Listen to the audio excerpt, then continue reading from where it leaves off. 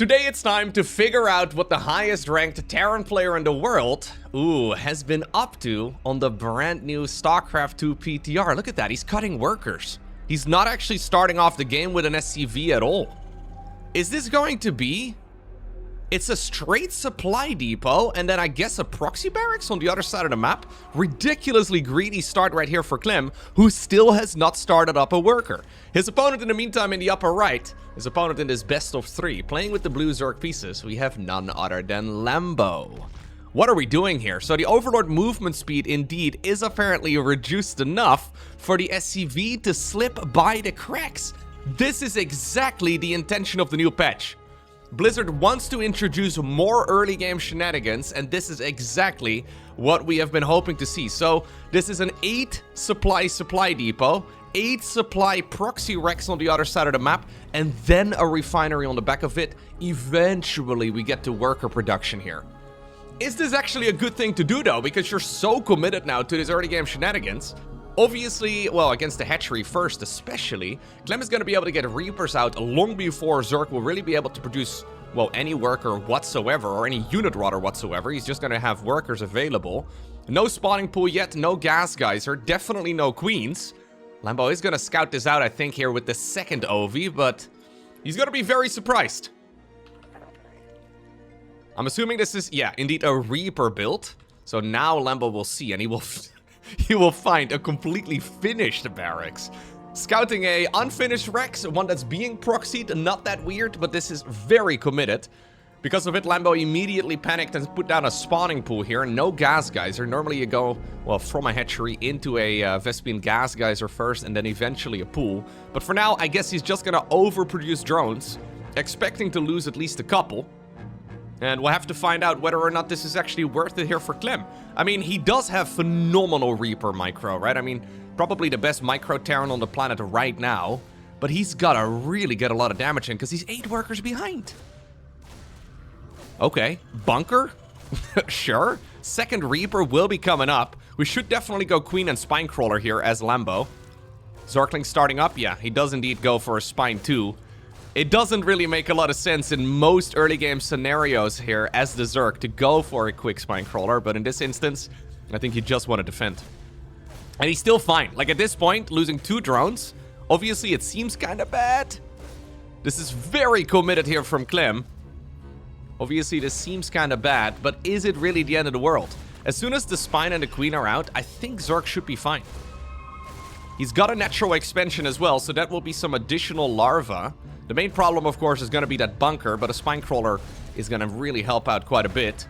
In the meantime, though, SCV production has indeed increased, and Clem has now gotten at least a reasonable number of SCVs out himself here, so he's still a couple workers behind, but it is getting dangerously close. Factory in the meantime at home. Wouldn't be surprised to see a command center in a little bit too. Bunker can, of course, be salvaged. No link speed available here anytime soon for Lambo. He's only mined 16, well now 20 gas. The queens are just jumping around because of the Reaper grenades. Queen number 3 though will be out in a moment. Spinecrawler is going to move in position to be within range of the bunker. And that is of course one of the big differences for Terran compared to like the early Wings of Liberty days. Back in the early days of StarCraft 2, you may remember that Reapers had like a grenade ability that they would throw. Ooh, this was nice. They would throw it onto a structure, and they would be incredibly powerful against buildings as well. In this instance, though, good defense here by Lambo. There's no way he's played against this particular strategy before, but I think him not really panicking and just putting down the Spinecrawler there was 100% the right move. I think if you forget about the Spine, though, it's really easy to kind of forget about it. You're in a world of trouble. I think you actually may just straight up lose the game. But Lambo, obviously, a very, very good player. You gotta make sure you get at least some sort of defense out against this sort of thing. And, well, even though the Spine will need another transfusion, I think most of the damage has been dealt. Clem is still gonna try, though. I mean, link speed is still a ways off. Queens have actually scurried on over to the low ground for a moment to try and get another injection in. Didn't even quite achieve that. They didn't have enough energy for it, and this is still a lot of, annoying mining here for Lambo, right? Look at all the drones here stacked up together. He now wants to cut those Reapers off and prevent them from going down to the low ground. And finally, our German Zerg player cleans it all up. But that was a very spicy first 5 minutes of the game. Look at the amount of supply that Lambo has available to him.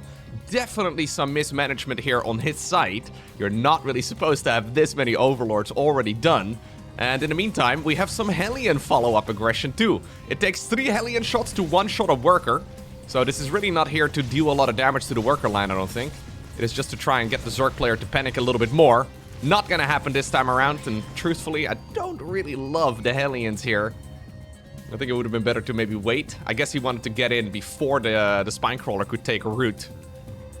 But at the very least, Clem has firmly grasped the control here in the earlier stages of this game. A very spicy build, bringing back the bunker rush in 2026. Okay. So, as the dust has now settled, what are we going to do on the back of it? Well, there is indeed a orbital command now done on the low ground, and it seems to me that the follow-up is just a good old 111. Now, this is a 111 before a third command center. In the modern day, we usually see a third CC planted down before the starport goes down. But again, this is something that used to be quite common actually in the early days of SC2. A straight 111 and then eventually a third CC. In the meantime, on the other side, as the Overlord is being gunned down, we've got ourselves a Spire cooking. Okay, nice little surround over here by Lambo, snatching one of those units. In the meantime, the Overlord indeed ended up going down too. But right from the get-go, man, I'm really liking how this series is started off. I don't really know exactly how good the bunker rush truly is. Because look at the worker count right now. Of course, it did catch up there for a little bit, but then as soon as the aggression sort of settles down a bit, the larva mechanic for the Zerg just allows them to pump out so many drones so quick. Lambo may have not been intending, though, on going for like a 2-base Muta opener here, which I think is what this is. He may not have that original intention, or he may not have had the original intention to go for that strat. But it does make a lot of sense right now. No Baneling Nest, though, and no Roach War, no Evo Chambers either, so we really are quite committed. Clem does not quite see the structure there in the corner of the base. But I think he should be okay. Look at that, +1 air weapons, +1 flyer here for Zerg as the very first upgrade. That's kind of crazy. Other than Metabolic Boost, yeah, we're going to be upgrading Mutas. Clem does... Oh, what? He still does not see it. That's actually extremely unlucky for him. I think Lambo probably assumes he's been spotted, which is kind of funky now. He does need a couple more Overlords here in order to actually start the Muta production. There we go, 6 of them coming up. But when you think about it right now, right, from the Terran's perspective, what is the most likely follow-up going to be? There really are a few options. I would say something aggressive on 2 bases, like Roaches with Roach Speed, or like a Nidus play would not be too weird. He's now seen a Baneling Nest as well, though, so I think that kind of eliminates both of those options off the list. I think if I was in Clem's shoes, you give it probably like a 90% probability that this is a Mutalisk follow-up. Then again, the patch is so new, everything's so fresh, that the timings are just a little bit different. So even if Clem is indeed, well, now he's no longer suspicious. If he was indeed suspicious, when do you actually fire up those missile turrets? He's gonna be firing them up right about right now. Third CC is just about done. We have a nice little wall off over here as well in the natural expansion. And this game is now transitioning to a very sweet little macro game. The Mutas are gonna try and test the waters. Does not really look to me, though, that they can really get a lot of damage done. And likewise, I don't think Clem is going to be ready to go for a big attack, because by the time he moves across, Baneling speed will be nearly done.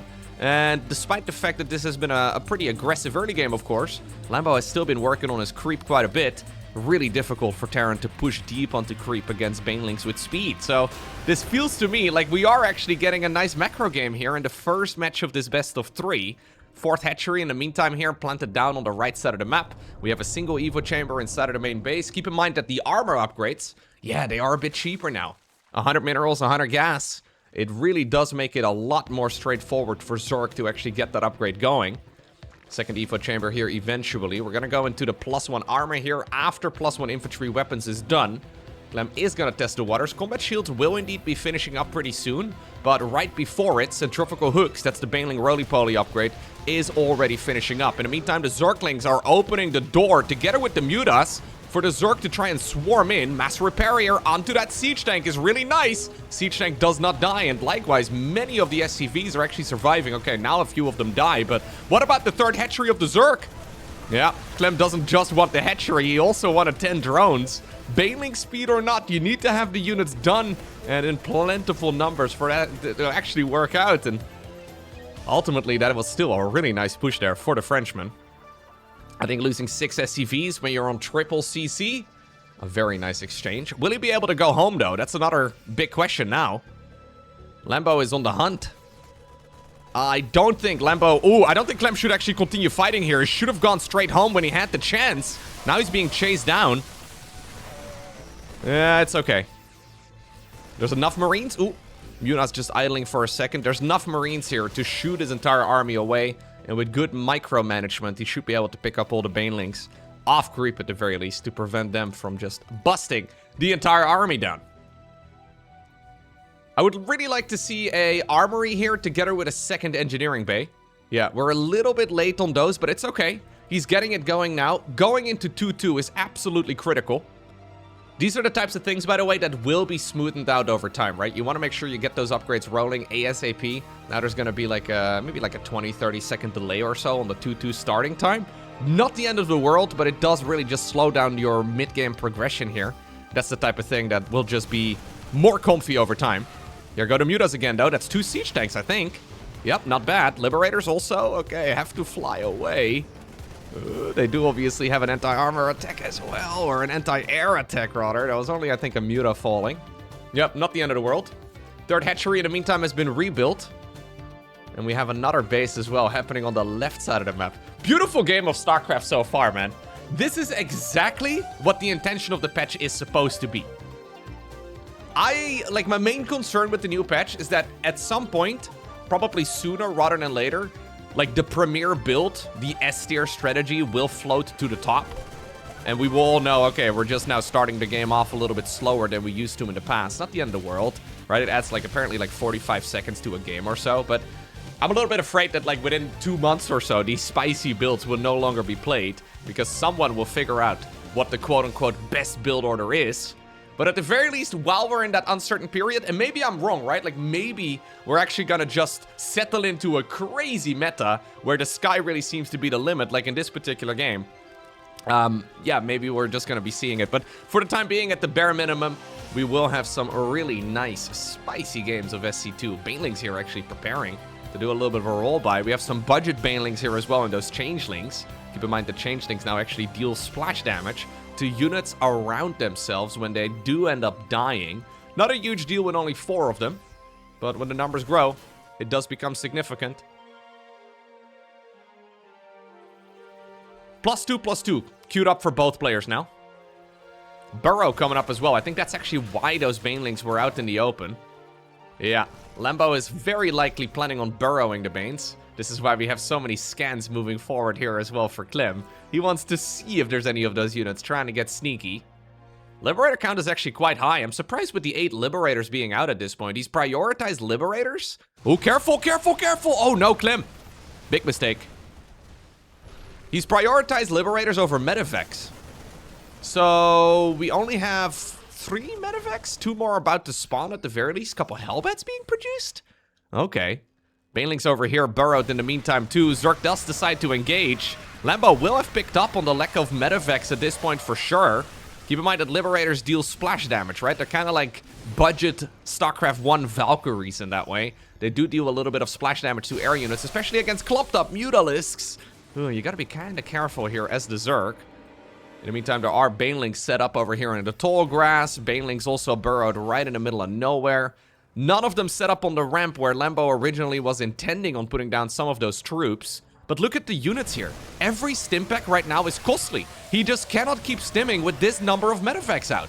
Liberators in the meantime do get jumped on as well. Good splitties right there by Lambo. Couple Hellbats here forced his Zerk army to back up. What a strange game so far. I love it.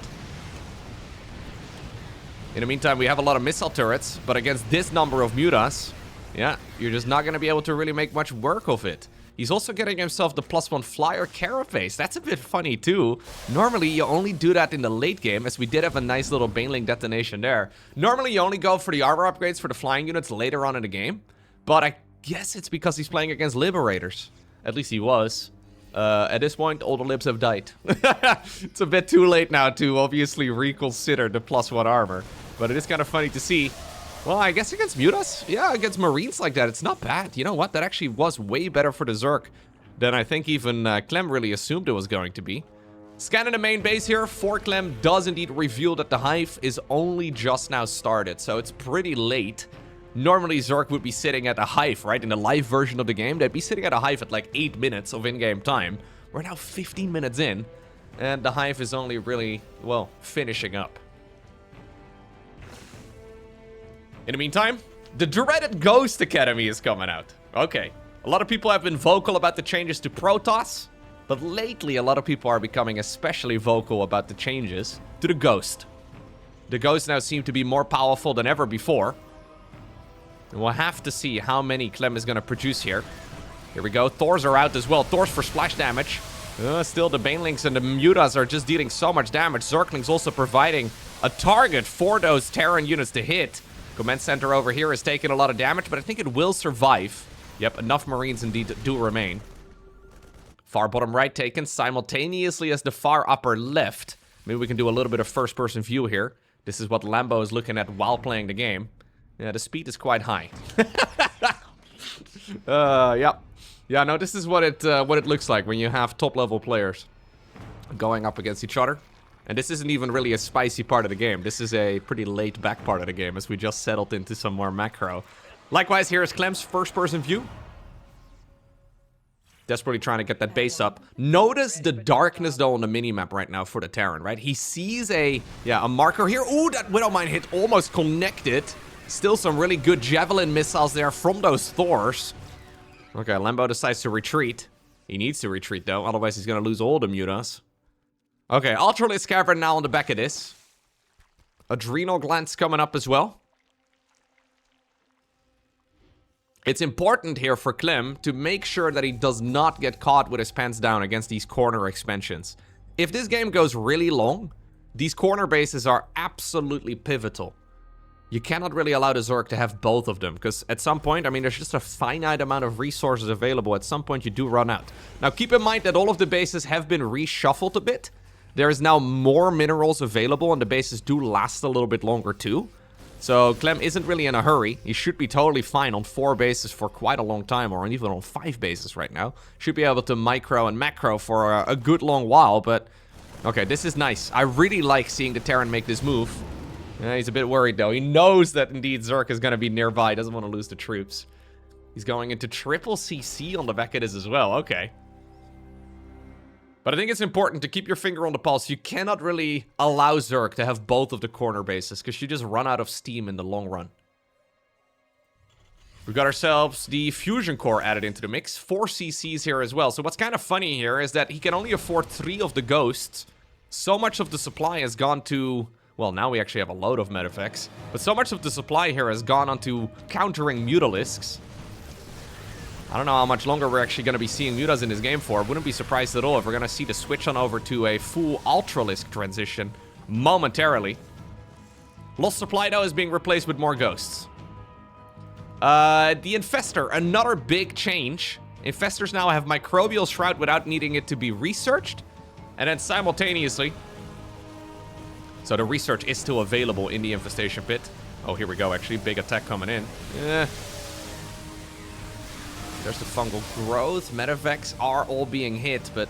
Yeah, this Zerg army is just too small, man. Not enough units available. Lambo has 89 supply. Caught up in the worker count, and that just makes it a bit tricky. So real quick, the Infestor has the Microbial Shroud ability available, but you can also still research it inside of the Infestation Pit. Apparently it's a bug, so he already has it without researching it, but you can still click the Infestation Pit, spend 150 minerals and gas, delay Neural Parasite, and then, yeah, gain nothing out of it. So in that game that I recently cast of, this was Solar going up against Björn, if I'm not mistaken. Solar ended up researching it. He just wasted resources. That was the only thing he did. Microbial Shroud, though, gets thrown down here. The Infestors now have more range on that ability, and they also have an automatic attack. It doesn't deal damage, but it keeps these Zerg spellcasters in the back. Fungal Growth yet again, though. Not bad. Still, though, it's mostly Marauders. Banelings are crashing into it. Thor in the back, too. Liberator range coming up, and Clem is starting to tighten the noose on this particular base. Personal cloaking for the Ghost is really nice. He's adding on more and more command centers. Clem is actually doing a phenomenal job with a very funky unit composition, man. Zerg does decide to try and push through all of this. Is there enough for the Zerg? I think there might just be. Yeah, the problem with this type of Terran unit comp is that you end up having an army that is like 6 control groups big. So mismanagement is very easily done. In theory, what Clem is doing here is perfect. But then when you run into the limitations of being human, aka having only 10 fingers and apparently only 410 average actions per minute. Yeah, if you only can press about 8 buttons a second, you do run into some limitations with some really complex unit compositions like the one that we've been seeing so far. Clem, though, is apparently not dissuaded. He's immediately gonna go back to it some more. So we have Widow Mines, Thors, Liberators, Siege Nanks, Ghost, Marine, Marauder, Medevac. Did I miss anything? I think that's about right. Either way, what I'm trying to say is that it would be incredibly useful if Clem could grow like a third arm with a strategy like it. He's also now going into the Ghosts with the personal cloaking and the tactical nukes. Caduceus reactor will be done very soon. My main concern here is whether or not Clem is just making too complex of a unit composition. If anybody can micro it, it would be the highest ranked Terran on the planet. But it does feel a little bit complex. Look at this, by the way, a cheeky bunker being set up. So there are upgrades in the game that allow you to get more capacity for the bunker in the late game, but we never see it being used. I guess we still had the bunker from the early game. It gives you 2 additional seats inside of that bunker. Kind of cute. All right, how many mutas are we still on? 4, yeah. So the lost mutas are being replaced indeed with some of those corruptors. And while we haven't really had a transition to ultralisks just yet, we can see those as well at any given moment. Lambo probably planning on quickly remaxing with exactly that. Fungal! Fungal! Huge fungal here! A lot of the Terran units here do indeed bump into one another as well. Nice move right there by Lambo, man. I really like how that Infestor was hiding off to the left. Beautiful gameplay here by the German Zerg, really holding himself just fine. Look at the resource count available right now. Lambo has so many minerals and gas, more than Clem. But that's also partly due to the fact that Clem has made 8 orbital commands here. So he is invested into a future. He's planning on winning this game in like 10-15 minutes from now. He's not really too worried about the given moment. But he needs to be careful that he doesn't overdo it. Because Lambo can effectively remax over and over and over again. And it'll be very difficult to actually deal with just the sheer stuff that the Zerg can send across the map. Fungal growth, yet again, really good. Complex unit composition, another Infestor coming in. EMP does have a new little spell effect, as you can see there. A little bit more obvious to see what's actually going on. Microbial Shroud's turned around as well. We do have a bunch of missile turrets really funneling the links in single file between all of these structures. And even though that seemed pretty terrible there for Clem for a moment, he actually did okay. We have more and more links coming up, though. And look at the amount of resources available for Clem now. Clem barely able to max out. Lambo can do whatever he pleases, although he's actually supply blocked. No way. Did he lose a whole load of units there to, like, maybe a bunch of overseers or something? To the missile turrets? 4 kills on the missile turrets in total. I think some of those were corruptors, though. I didn't quite notice a large number of overseers in the mix. But this does actually slow down the remaxing here for Lambo quite a bit. And it is going to allow Clem now to take that base in the far upper left. I'm starting to get nerd chills, man. This is a crazy match. Hellbats here at the bottom will indeed allow Terran the heads up that there is a Zerg army imminent. Ultras now being added into the mix. We have 11 Ghosts already available. So real quick, the Ghost auto attack is way more powerful than it used to be. But they have gone from 125 life to 100 life. And they've also simultaneously been increased from 2 supply to 3 supply. The snipe ability has been nerfed as well. So they're not going to be quite as powerful against Ultralisk. I mean, I say that. I think they're still going to be plenty strong. But yeah, the unit is entirely different now. And I guess the main thing that we're noticing here is that the unit is more powerful in straight up fights. But since they cost more supply, the maxed out army here of Clem is just simply much smaller.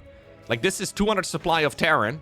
And, well, you basically saw it just now, right? Like, it's a nice army, but it's not a very big army.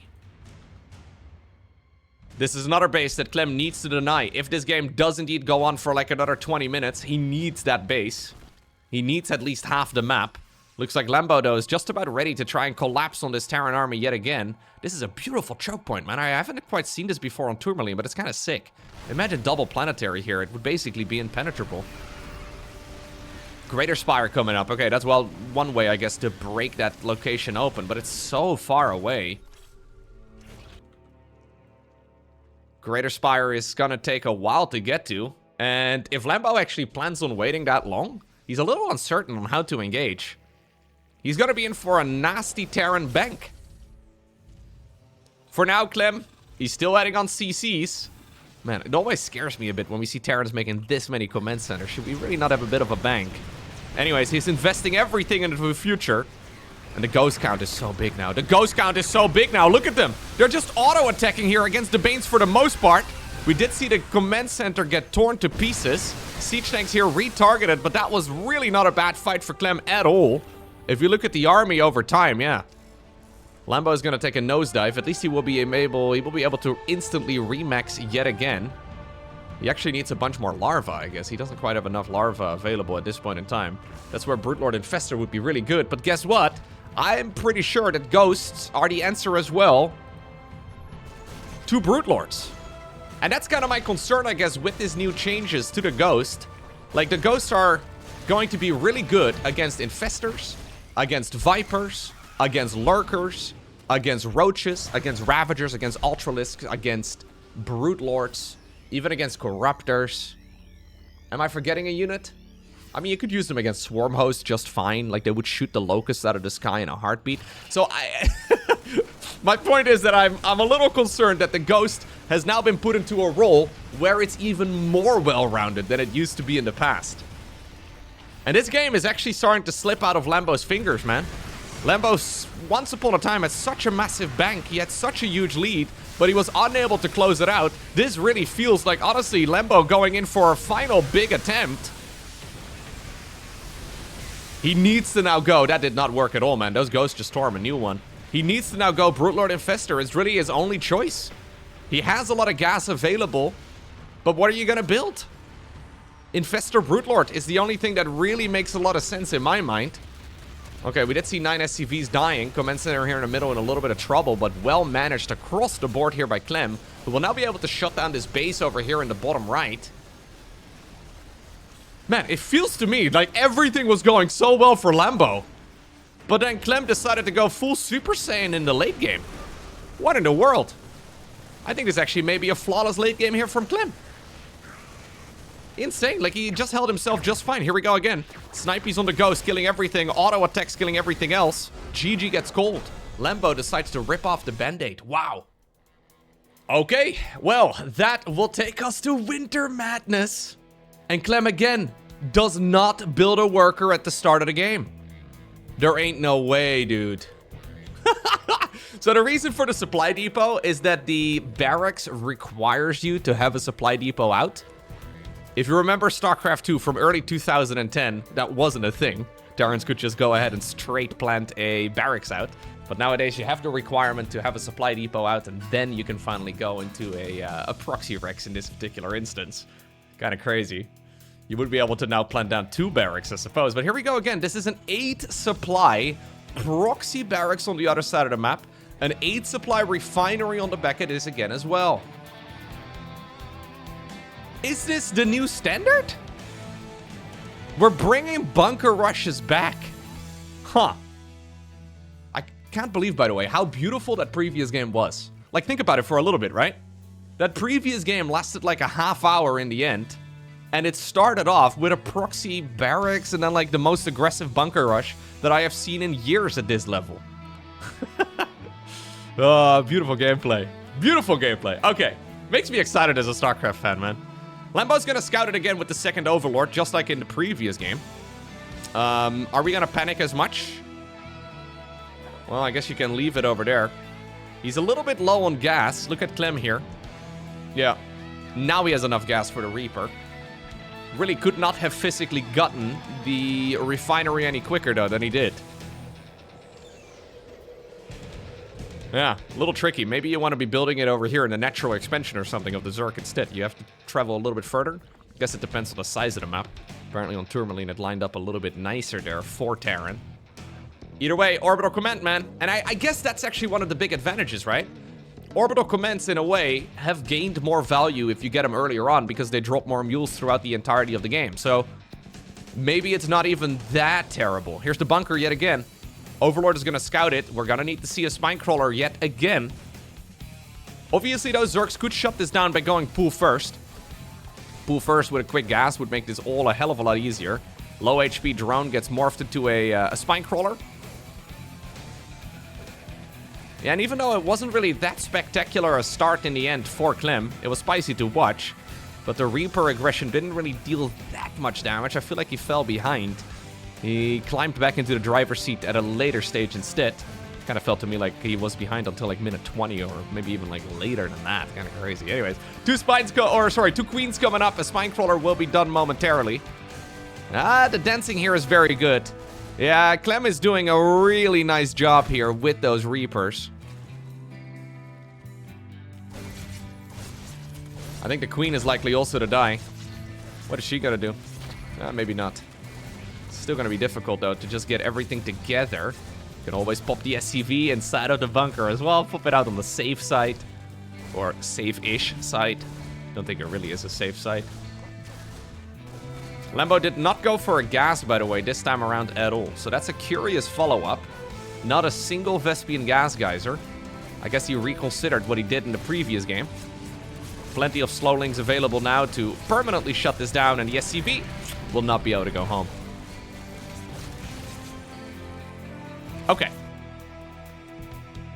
So is this really that good of a start for Terran? I mean, yeah, the worker count may not be that spectacular, right? It's not the end of the world by any stretch. I guess the additional mule, though, really does help out. Let me have a quick little peek here at the income graph. Yeah, so we can see the Terran popping at a little advantage there. When either the workers aren't mining, right, for the Zerg, like what we saw earlier. Man, this is so crazy. Using only one Reaper to provide high ground vision and then, well, shooting whatever you can hit with the rest of the army on the low ground. Actually, the spine crawler is dangerously low. Okay, some transfusions indeed will help out. Ah, that's another way to get high ground vision, I suppose. Yeah, the Zerglings run away immediately. Cyclone on the back it is now here for Clem. Wait a second. Clem is doubling down. I think he's realized that there's no link speed coming anytime soon. So even though Cyclones are kind of crazy in this matchup, normally we don't see them. Well, this kind of reminds me of the way you play them against Terran, or in Terran versus Protoss rather, right? Like you don't usually go for a random Cyclone at this stage in the game in Terran versus Zerg. You really only do that in the mid game with like mass battle mech. But yeah, we're going for another Cyclone. He doesn't even have the time apparently to kill an Overlord here because he wants to send it across the map and start fishing for queen kills. Dude, these Reapers are absolutely tearing Lambo apart. 7 kills, 5 kills, 0 kills, 9 kills. Here's the Cyclone. I love the barracks here. So the barracks provides vision for all of these, well, for example, the Reapers, but also now the lock-on for all of these Terran units to be able to shoot at their maximum range. Okay, apparently we're not quite going to be able to see the kill on that spine crawler just yet, but I feel like we're a sneeze away for that working out. Probably not worth wasting another lock-on. Oh my god. Wait a second, link speed starts up right now, but Lambo is already... I mean, am I crazy to say that he's kind of dying? There's indeed the spine crawler dying. We have another Cyclone showing up now. At least the barracks is burning down. And I guess when link speed is finished, now the hero Reapers are also dying. When the link speed is finished, there's going to be some sort of defense. But look at this. Oy, oy, oy. I think Clem's new bunker rush may be kind of broken. With a little asterisk right next to it. Like broken with an asterisk right next to it, because you do need absolute god tier micro for it to be kind of broken. Just micro like Clem. Just micro better, man. Have you considered just playing better StarCraft? You feel against Zerg, just play better. Just play like Clem, dude. Maybe Lambo should have just played like Cero. Yeah, honestly, I'm not really sure exactly what Zerg does against it. I feel like if you don't happen to go... if you don't go... I guess you have to go link speed, right? Like, that's kind of what we figured out now compared to the previous game. You kind of have to follow it up with link speed. Otherwise, this is kind of what can happen. But I guess you can go for a quick pool opener too. Or like... No, a drone scout wouldn't actually catch it. No, I was thinking drone scout to maybe catch it earlier, but... Well, you know what? Regardless... I find this build order very, very interesting, and I'm curious to see where the meta is going to settle. These links are not going to achieve anything here. Nah. Couple Hellions, not a bad idea. I kind of like it. That's Hellion 3 and 4 now on the production tab. Spire coming up yet again here for Lambo. Going into a Baneling Nest as well. I'm getting flashbacks to the previous game. But this is a much better setup for Clem now, going into the mid game, than what we ever had previously.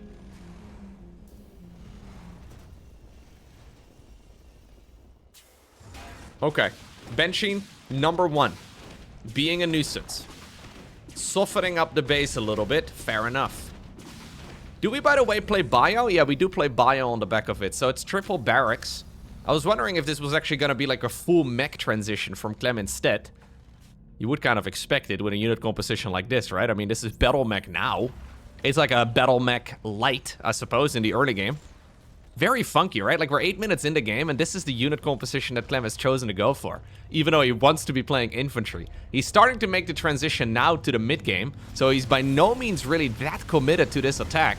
But honestly, this has real game-ending potential. Like, this is a lot.